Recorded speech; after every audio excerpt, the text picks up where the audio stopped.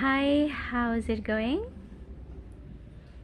Today I'd like to talk about the GH sound in English. Oke, langsung aja ya. The first sound of GH is ah. Okay, so for example, when you say although,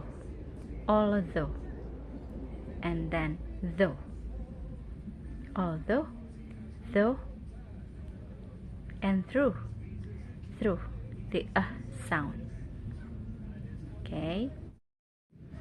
Next one is the F sound. Jadi dibunyikan seperti F. For example, laugh,